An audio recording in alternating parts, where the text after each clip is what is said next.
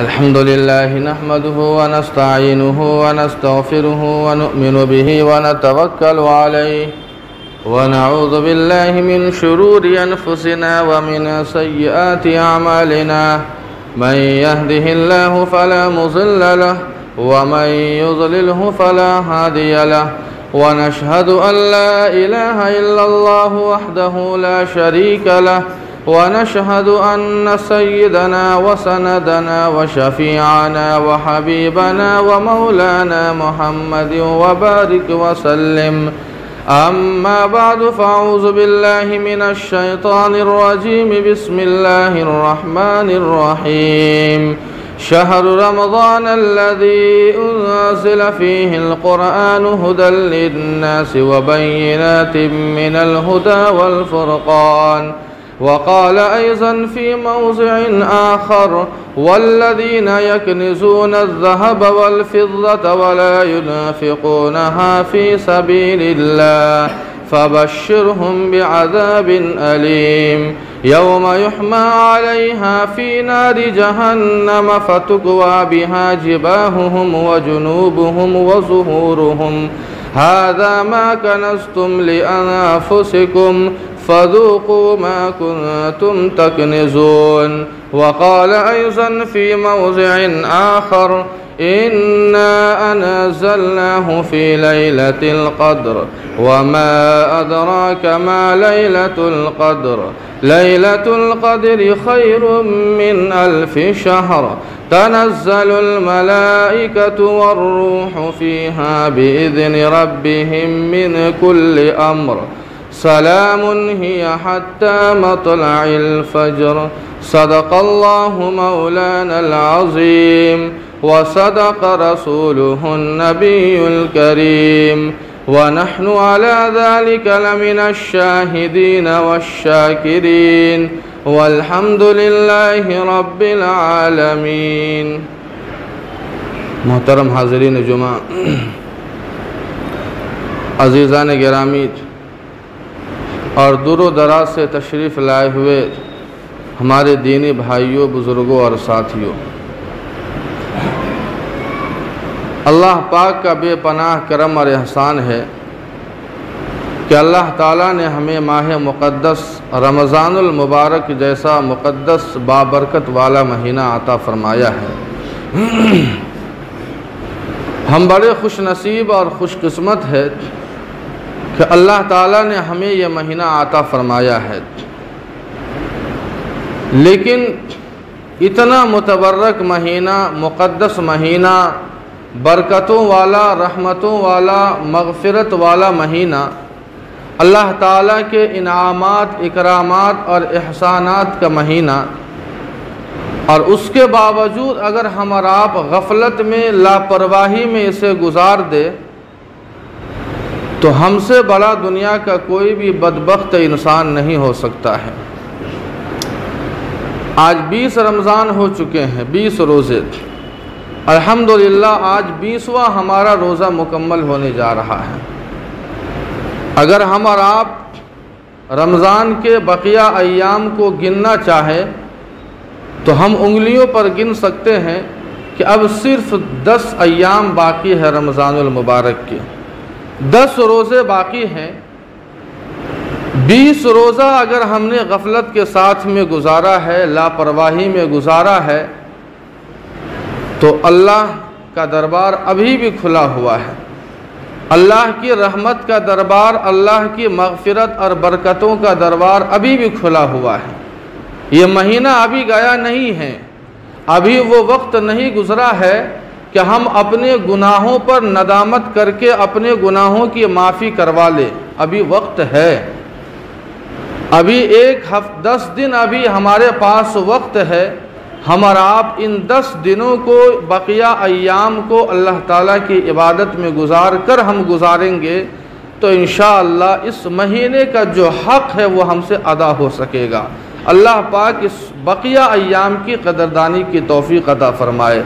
हाज़रीन गिरामी, आज के जुमे में कई अहम मौज़ूआत पर आपसे बात करनी है, जिन मौज़ू पर शुरू रमज़ान से सोच रहा था लेकिन मौका नहीं मिल रहा था। मैं इंशाअल्लाह कोशिश करूँगा कि आज के जुमे में मुख्तसरन उन तमाम मौज़ूआत पर चंद बातें आपके सामने आ जाए। जैसे रमज़ान और क़ुरान है, इसी तरह शब क़द्र है, एतिकाफ़ का जो आज से अमल शुरू होगा। आज 20 रमज़ान है, 20वें रमज़ान से एतिकाफ़ का अमल शुरू होता है, उस पर भी इंशाअल्लाह कुछ बातें होंगी। और सबसे अहम जो मामला है वो ज़कात का मामला है, उस पर भी इंशाअल्लाह कुछ बातें होंगी। दुआ फरमाए कि अल्लाह पाक मुझे सही बात कहने, हम सबों को उस पर अमल करने की तौफ़ीक़ अता फरमाए।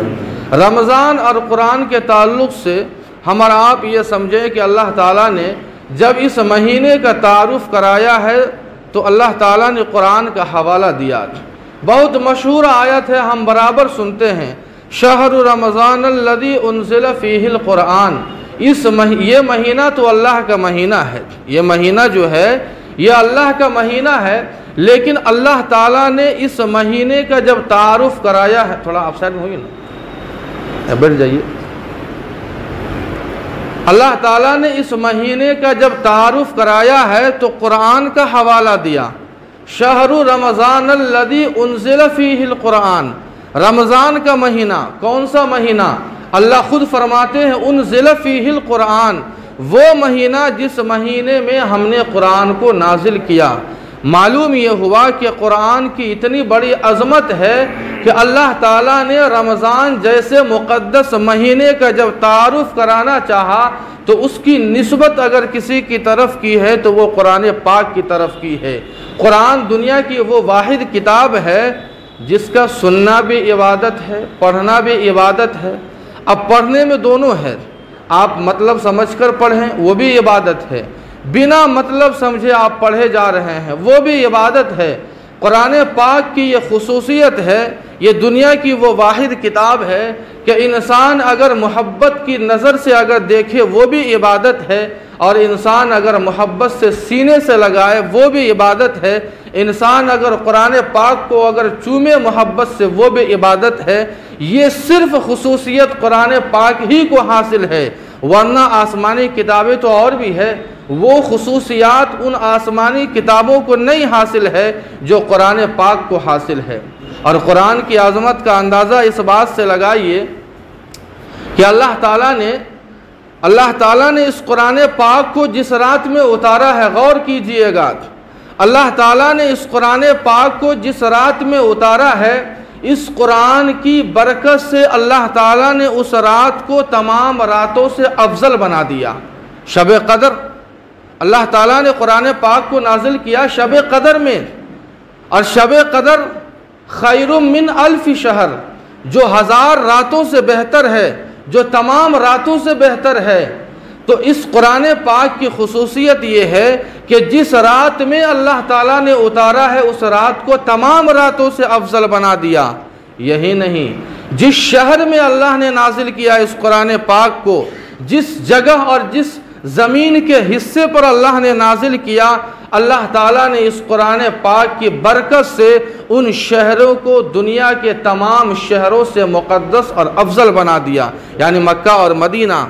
और यही नहीं, अल्लाह ताला ने इस कुरान पाक को जिस हस्ती के सीने पे नाजिल किया है, जिस हस्ती के सीने में अल्लाह ने नाजिल किया है, जिस नबी के सीने पर, जिस नबी पर अल्लाह ने नाजिल किया, अल्लाह ताला ने इस कुरान पाक की बरकत से उस हस्ती को तमाम अंबिया का सरदार बना दिया। और यही नहीं, कुरान पाक को लाने वाला जो फरिश्ता है हज़रत जिब्राईल अलैहिस्सलातु वस्सलाम, इस कुरान पाक की बरकत से अल्लाह ताला ने उस फरिश्ते को तमाम फरिश्तों का सरदार बना दिया। और इतना ही नहीं, इस कुरान पाक अल्लाह ताला ने फरमाया कि जिसके सीने में ये कुरान होगा हम दुनिया के सबसे मुक़द्दस इंसानों में उसका शुमार करेंगे। जब ये कुरान की खुसूसियत है तो भला बताइए, अगर वही कुरान हमारी ज़िंदगी में आ जाए, हमारी ज़िंदगी में उतर जाए, तो बताइए कितनी मुतबर्रक वो ज़िंदगी बन सकती है। लेकिन कुरान पाक से हम इतने दूर हो चुके हैं कि एक नबी अल्लाह ताला के दरबार में शिकायत करता है कि मेरे पर्दा फरमाने के बाद मेरी उम्मत को जिस कुरान पाक तूने दिया है उस कुरान को छोड़ दिया। बहरहाल कुरान पाक दुनिया की सबसे मुअज़्ज़म किताब है, और ये रमज़ान, इसी रमज़ान के महीने में शब क़द्र जो ताक़ रातें हैं, आखिर अशरा जो 10 आज से जो शुरू होगा कल से, ये ताक़ रातें जो हैं 21, 23, 25, 27, 29, इन रातों में अल्लाह ताला ने कुरान पाक को नाजिल किया है। लौहे महफूज से समाए दुनिया पर याद रखें। बहुत सारे लोग इसमें फंस जाते हैं कि जब रमज़ान ही में कुरान नाजिल हुआ तो बकिया अय्याम में क्या होता था। तो रमज़ान में कुरान नाजिल करने का मतलब ये हुआ कि लौहे महफूज से अल्लाह ताला ने आसमान दुनिया, जो पहला आसमान जो हम देखते हैं, 7 आसमानों में जो पहला आसमान जो हम देखते हैं, अल्लाह ताला ने इसी ताक़ रातों में, शब क़द्र की ताक़ रातों में नाजिल फरमाया है। और साल भर हस्बे ज़रूरत, हस्बे मौका, जहाँ जैसा मौका आया, शराब को हराम करना हुआ, अल्लाह ने वो आयतें नाजिल फरमा दी। नमाज को फ़र्ज़ करना हुआ, अल्लाह ताला ने उस तरह की आयतें नाजिल फरमा दी। शराब की हुर्मत को बयान करना है, अल्लाह ने उस तरह की आयतें नाजिल फरमा दी। तो अल्लाह ताला ने शब क़द्र में इस कुरान पाक को नाजिल किया है। यह हमारी ज़िंदगी के लिए रहबर है। हाज़रीन, शब क़द्र और एतिकाफ़, इन दोनों में बड़ा जोड़ है। पिछली जो उम्मतें गुज़री है, उन उम्मतों की उम्र का अगर आप लिहाज करेंगे तो आपको मालूम होगा कि 900 साल, 1000 साल, 500 साल, इतनी बड़ी उम्रें हुआ करती थी। जब सहाबा के सामने अल्लाह के नबी अलैहिस्सलातु वस्सलाम ने ये कहा कि पिछली उम्मतों को अल्लाह ताला ने इतनी लंबी उम्रें अता फरमाई है और अंबिया ने उन उम्रों को इबादत में गुजार दिया है, तो सहाबा को बड़ा रश्क हुआ कि आखिर पिछली जो उम्मतें गुज़र चुकी है इबादतों में, हमसे तो वो आगे हैं। अल्लाह के नबी अलैहिस्सलातु वस्सलाम ने इरशाद फरमाया कि अल्लाह ताला ने तुम्हें एक ऐसी रात अता फरमाई है कि जो इंसान उस रात को इबादत के साथ, ईमान और यकीन के साथ गुजारता है, इबादत में गुजारता है, वो रात 1000 रातों से बेहतर है। वो रात 1000 रातों से बेहतर वो रात हो जाती है। खैरु मिन अल्फ़ि शहर, इस रात को यानी शब क़द्र को 1000 रातों से बेहतर बनाया है। गोया एक रात इबादत में गुजारने का सवाब 1000 रात में इबादत में गुजारने का सवाब उसे मिलता है। और ये खुसूसियत और ये फजीलत इस उम्मत ही को हासिल है।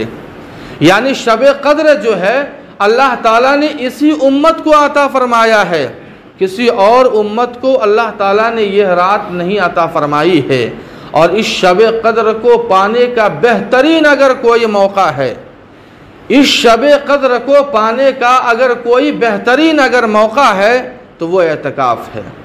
एतिकाफ़ जो सुन्नत मुअक्कदा अलल किफ़ाया है, कम से कम एक आदमी बैठे, अगर कोई नहीं बैठता है तो सारे लोग गुनहगार होंगे, ये सारे लोग जानते हैं। अगर शब क़द्र को पाना है तो आप एतिकाफ़ का एहतमाम करें और एतिकाफ़ की अहमियत और फजीलत का अंदाज़ा इस बात से लगाइए कि अल्लाह के नबी अलैहिस्सलातु वस्सलाम ने पूरी ज़िंदगी एतिकाफ़ का एहतमाम फरमाया है। आखिर कोई बात तो थी इस 10 रातों में, ताक़ रातों में कोई बात तो थी कि अल्लाह के नबी ने उसका एहतमाम फरमाया है। और अगर मुअतकिफ़ इंसान अगर मस्जिद के अंदर सोता भी है, खाता भी है, उठता भी है, जिस हालत में भी है, अल्लाह ताला उसे सवाब अता फरमाते हैं।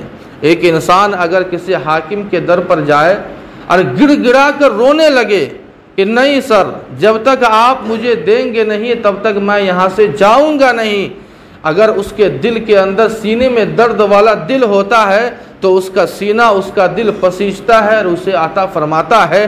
बिल्कुल यही हाल एक मुअतकिफ़ का है। गोया वो अल्लाह के दरबार पर वो गिड़गिड़ा रहा है और वो अपनी मग़फ़िरत का सवाल कर रहा है कि अल्लाह, जब तक तू मेरी मग़फ़िरत नहीं करेगा तब तक मैं तेरे दर को नहीं छोड़ूंगा, जिसका अमल आज से शुरू होगा। हाज़रीन गिरामी, एतिकाफ़ और शब क़द्र, कुरान पाक और कुरान पाक के ताल्लुक़ से एक बात और सुन लें। बहुत सारे लोग ये कहते हैं कि हमें कुरान पढ़ना नहीं आता है। ठीक है, आपकी मजबूरी है। अगर आपको कुरान पढ़ना नहीं आता है तो आपको तो कम से कम तरावीह का एहतमाम तो करना आता है। अगर हम कुरान पढ़ना नहीं जानते हैं तो ठीक है, कम अज़ कम हम तरावीह में का तो एहतमाम करें। तरावीह में तो ख़त्म कुरान होता है, मुकम्मल कुरान पढ़ा और सुना जाता है। कम से कम इसी बहाने हमारा मुकम्मल कुरान तो हम सुन लेंगे, लेकिन इसका भी एहतमाम नहीं है। मसला यह है कि हमें करना ही नहीं है, तू ही न चाहे तो बहाने हज़ार है। इसलिए चंद अय्याम है, चंद पारे भी हर मस्जिद के अंदर बाकी रह गए हैं। ये अच्छा और सुनहरा मौका है। अगर आपको कुरान नहीं पढ़ना आता है तो कम अज़ कम तरावीह का एहतमाम करें और तरावीह के अंदर कुरान को सुने। इंशाअल्लाह आपको उसका अजर अल्लाह ताला ज़रूर अता फ़रमाएंगे। आखिरी जो अहम मौजू है वो ज़कात का मामला आता है। ज़कात अल्लाह ताला ने 5 बुनियादी जो अरकान हैं इस्लाम के, उन 5 बुनियादी अरकान में एक ज़कात भी है। और इस ज़कात की फ़र्ज़ियत का अंदाज़ा इस बात से लगा सकते हैं कि अल्लाह ताला ने जहाँ भी कुरान पाक के अंदर नमाज की फ़र्ज़ियत का हुक्म आता फ़रमाया है और अक़ीमुस्सलाह फ़रमाया है, अल्लाह ताला ने साथ ही व आतु ज़काह भी फ़रमाया है कि ए लोगो, तुम नमाज भी कायम करो और अपने माल की ज़कात भी अदा करो। नमाज ये बदनी इबादत है और ज़कात ये माली इबादत है। लेकिन अब ज़कात किसके ऊपर फ़र्ज़ है, हमें थोड़ा इसे समझना होगा। बुनियादी जो शराइत है, शरीयत के अहकाम का मुकल्लफ़ बनने के लिए जो बुनियादी शराइत है वो ये है आकिल होना, बालिग होना, मुसलमान होना, ये बुनियादी शराइत है। लेकिन ज़कात की फ़र्ज़ियत की और भी शराइत है। उनमें से एक ये है कि वो निसाब का मालिक हो। वो क्या हो? निसाब का मालिक हो। अब निसाब क्या है? बहुत बारीक मसाइल है, गौर से सुनें। निसाब क्या होता है? निसाब कहते हैं, शरीयत ने जो निसाब बनाया है ज़कात की फ़र्ज़ियत का, वो 7.5 तोला सोना और 52.5 तोला चांदी है। ये मुतय्यन निसाब है। यानी अगर किसी के पास 7.5 तोला सोना हो, सोना ही है, या ये कि 7.5 तोला सोने के बकदर उसके पास पैसा हो, या 52.5 तोला चांदी हो, या ये कि 52.5 तोला चांदी के बकदर उसके पास पैसे हों, तब उसके ऊपर जो है ज़कात फ़र्ज़ है। या ये कि अगर सोना और चांदी उतने नहीं हैं जितने निसाब को पहुँचने चाहिए, लेकिन माले ज़कात जो है, जो 4 चीज़ें हैं, सोना है माले ज़कात, यानी जिसके ऊपर ज़कात फ़र्ज़ है वो 4 चीज़ें हैं। एक सोना है, एक चांदी है, एक कैश नक़द जिसको कहते हैं, और एक माले तिजारत है। एक माले तिजारत है। मैं बहुत अच्छे अंदाज में और आसान अंदाज में आपको समझा रहा हूँ। और ज़कात निकालने का बहुत आसान तरीक़ा, इसलिए कि इंसान इसमें उलझ जाता है। बताने वाला भी उलझ जाता है, सुनने वाला और सुनाने वाला भी उलझ जाता है, इसलिए कि इतना टफ ये मसाइल होते हैं। लेकिन बहुत आसान तरीक़ा है, बहुत आसान मैं तरीक़ा आपको बता रहा हूँ। आपको बार बार पूछने और किसी से मसला पूछने की ज़रूरत नहीं पड़ेगी कि आखिर मेरे ऊपर ज़कात फ़र्ज़ है या नहीं है। ठीक है, ज़कात हम निकालते हैं तो ज़ाहिर बात है उमूमन बंदा जो है ज़कात निकालता है रमज़ानुल मुबारक के अंदर, इसलिए कि रमज़ान नेकियों का मौसम होता है। और रमज़ान के अंदर ज़ाहिर बात है 1 का 70 और न जाने अल्लाह ताला अपनी रहमत से उससे भी ज़्यादा अता फ़रमाते हैं। इसलिए उमूमन ये रिवाज है कि रमज़ान के अंदर जो है ज़कात, सदक़ात, खैरात वग़ैरह निकाले जाते हैं। अब ज़कात निकालने का आसान तरीक़ा और हमारे ऊपर ज़कात फ़र्ज़ है या नहीं, हमें आखिर कैसे अंदाज़ा होगा? आपको ये मालूम है कि मैं 20 रमज़ान से ज़कात, सदक़ात वग़ैरह निकालता हूँ या 1 रमज़ान से ही निकालना शुरू कर देता हूँ। आप 1 रमज़ान को बैठ जाएं, कलम और कापी ले लें। ये 4 चीज़ें हैं, सोना, चांदी, नकदी यानी कैश, और चौथी चीज़ है माल तिजारत। इन चारों चीज़ों को आप काउंट करें, लिखें। आप हर एक का खाना बनाएं, सोना, उसके बाद नीचे लिखे चांदी, उसके बाद लिखे नकद यानी कैश जिसको कहते हैं, और उसके बाद चौथे नंबर पे लिखे आप माले तिजारत। अब सोना देखिए, सोना और चांदी ऐसी चीज़ है कि सोने और चांदी पर बहर सूरत ज़कात वाजिब है। बहर सूरत का मतलब ये हुआ कि चाहे सोना और चांदी मुस्तामल हो या गैर मुस्तामल हो। मुस्तामल और गैर मुस्तामल का मतलब ये हुआ कि चाहे वो ज़ेवरात की शक्ल में हमारी ख़वातीन पहनती हो, अंगूठी वगैरह में हो, या ये कि हमने किसी डब्बे में या घर के अंदर हमने रखा है, बहर सूरत सोने और चांदी के ऊपर ज़कात फ़र्ज़ है। आप अंदाज़ा लगाए कि आपके घर में सोना और चांदी कितना है। आपने सोना और चांदी के खाने में आपने लिख लिया कि सोना इतना ग्राम है और चांदी इतना ग्राम है। उसके बाद आप आए कैश के ऊपर, नकद, आपके पास नकद कितना है। मिसाल के अच्छा, नकद का मतलब क्या होता है? नकद का मतलब ये नहीं होता है कि हमारी जेब में पैसा हो। नकद का मतलब ये होता है कि हमने घर में रखा है, हमने बैंक में जो है सेव करके रखा है, या ये कि हमने किसी को कर्ज दिया है, हमने किसी को कर्ज दिया है और उसे वापस लौटाने की उम्मीद भी है। हमने कर्ज दिया और हमें उम्मीद भी है कि आज नहीं तो कल वो आदमी हमें लौटा देगा, लेकिन हमें अगर उम्मीद नहीं है, ऐसा कमबख्त इंसान को हमने कर्ज दे दिया है कि हमें उम्मीद अब नहीं है, वो तो फिर ऐसे माल के ऊपर ज़कात नहीं है। जिस माल का कि आप मालिक हैं, चाहे आपके जेब में हो, बैंक में हो, या किसी को आपने कर्ज दिया हो, सारों को आप लिखिए कि आपके पास कितना है, बैंक में कितना है, आपने कर्ज कितना दिया है। ये हुआ कैश के खाने में, नकद के खाने में। अब आइए माल तिजारत के अंदर। माल तिजारत किसको कहते हैं? माल तिजारत की तारीफ़ सुन लीजिए, बहुत जामे तारीफ़ है। अगर हम इस तारीफ़ को सुनेंगे और समझेंगे तो हमें बिल्कुल समझ में आ जाएगा कि आखिर किस माल तिजारत के ऊपर ज़कात शरीयत ने फ़र्ज़ किया है। हर तिजारत के माल के ऊपर नहीं है। पहले माल तिजारत की आप तारीफ़ सुन लीजिए।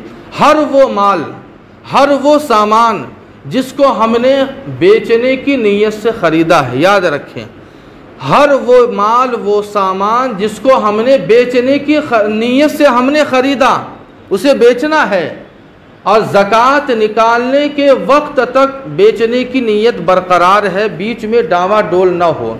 यानी वो सामान इतना खूबसूरत है कि हमारा दिल आ गया, हमने अपने पास इस्तेमाल के लिए रख लिया, ऐसा न हो। बेचने की नीयत बरकरार है, ऐसे माल के ऊपर ज़कात फ़र्ज़ है। अब देखिए, एक दुकान है, मान लीजिए साइकिल की दुकान है, यहाँ तो साइकिल ही की दुकान ज़्यादा है, इसलिए साइकिल की दुकान ही की मिसाल ले लीजिए। हमने साइकिल की दुकान रखा है, साइकिल की दुकान हमने किया है, जाहिर बात है उसमें साइकिल है, पार्ट पुर्जे हैं, हमने बेचने के लिए लाया है। अब उस वक्त यानी जब हम ज़कात निकाल रहे हैं तो उसे हम काउंट करेंगे, उसे अंदाज़ा लगाएंगे कि आखिर इस सामान का कितना रेट बन सकता है, पूरे दुकान में कितना सामान है और उसका क्या रेट है। जूता चप्पल के हमने दुकान कर रखा है, बेचने के लिए कर रखा है, जाहिर बात है, तो हम उसे अंदाज़ा लगाए कि आखिर ये दुकान में जो माल तिजारत है, उस माल तिजारत की मालियत क्या है, कितने पैसे हो सकते हैं, हम उसे लिखें, चाहे 2 लाख हो, 3 लाख हो, ठीक है। अच्छा, एक चीज़ और याद रखें, माल तिजारत इंसान बेचने के लिए जो ख़रीदे और ताहुनूस यानी ज़कात निकालने तक वो नीयत बाकी हो, तब ज़कात फ़र्ज़ है। हमारे दुकान में बाज़ चीज़ें ऐसी होती है जो बहुत कीमती होती है। मिसाल के तौर पर हमने 10 पंखा लगाया है, अगर 10 पंखे की अगर मालियत देखी जाए, उसका रेट देखा जाए तो लाखों के ऊपर पहुंच जाते हैं, लेकिन इसके ऊपर ज़कात नहीं है। इसलिए नहीं है कि ये पंखा जो हमने लगाया है, ये पंखा बेचने के लिए नहीं लगाया है, ये अपनी राहत के लिए लगाया है। लेकिन अगर हमने पंखे की दुकान ही कर ली है तो पंखा अब हम बेचने के लिए हमने लिया है। लाखों की मशीन हमने बिठाया है, कपड़े की मशीन जो हमने बिठाया है, 2 लाख, 4 लाख, 50 लाख की मशीन होती है, लेकिन वो मशीन इंसान बेचने के लिए नहीं लेता है, बल्कि उसे तिजारत के इस्तेमाल के लिए लेता है। लेकिन उससे जो कपड़े निकल रहे हैं उसे हम बेचना है, लिहाजा उन कपड़ों के दाम और रेट के ऊपर ज़कात है। उम्मीद है कि ये माल तिजारत का मतलब आपको समझ में आया होगा। अब हमने ये लिख लिया उसके बाद हम ये अंदाज़ा लगाए कि आखिर सोना और चांदी का जो ग्राम है, अभी मान लीजिए मधुबनी का जो रेट चल रहा है, सोना 1 ग्राम है 5215 रुपया, यानी 5215 रुपया, और चांदी 1 ग्राम है 72 रुपया। अब सोना और चांदी का हमने अंदाज़ा लगा लिया इतना ग्राम है, उसका पैसा 2 लाख या 3 लाख होता है। कैश हमारे पास कितना है? इतना है। उसके बाद हमने माले तिजारत का अंदाज़ा लगाया कि हमारी दुकान में इतना सामान है, उसका रेट ये है, वो भी हमने अंदाज़ा लगा लिया। उसे हम मजमूई तौर पर लिखे 4 लाख 5 लाख जो भी होते हैं। अभी ज़कात नहीं निकालना है। हमको ये समझ में आ गया कि माले तिजारत की मिल्कियत हमारे पास इतना पैसा है, 2 लाख 3 लाख 4 लाख जो भी है, अभी हमें निकालना नहीं है। अब हमें ये अंदाज़ा करना है कि हमने कर्ज़ा कितना लिया है। हम भी तो कर्ज़ा लेते हैं, हमने किसी और से कर्ज़ा लिया 50,000। अब उस 50,000 को हमें इससे जो है माइनस करना है, उसे घटाना है, उस 3 लाख रुपये में से उसे घटाना है। हमारे ऊपर जो कर्ज़े हैं उन तमाम कर्ज़ों को उससे माइनस कर देना है। माइनस करने के बाद अब देखेंगे कि आखिर कितना बचा हमारे पास। मान लीजिए 1.5 लाख। अब 1.5 लाख जो बचा है तो सोना 1 ग्राम 72, 52.5 तो 595 ये ग्राम होता है गालिबन। चांदी 612 ग्राम। 600, मैं ग्राम का हिसाब बता रहा हूँ इसलिए कि तौला और भरी जो आजकल चल रहा है ये शरीयत की नज़र में कुछ ग्राम कम है, इसलिए मैं ग्राम का हिसाब बता रहा हूँ। 612 ग्राम और 1 ग्राम हुआ 72 रुपया, और 612 ग्राम ये चांदी है। अब 612 ग्राम चांदी का रेट कितना होता है? हमारे पास कितना बचा हुआ है अंदाज़ा लगाए। 612 ग्राम का अगर मान लीजिए 1.5 लाख है और हमारे पास उतना पैसा है या उससे ज़्यादा है तो हमारे ऊपर ज़कात फ़र्ज़ है, और हम उसके 2.5% यानी 100 रुपये में 2.5 रुपया हम उसे निकाल दें अल्लाह के रास्ते में। ये ज़कात निकालने का आसान तरीक़ा है। उम्मीद है कि आपको भी समझ में आया होगा। अल्लाह ताला से दुआ है कि अल्लाह पाक हम सबों को जो भी बातें कही गई है उन बातों को समझने और उन बातों पर अमल करने की तौफ़ीक़ अता फ़रमाए। व आखिरु दावाना अनिल हम्दुलिल्लाहि रब्बिल आलमीन।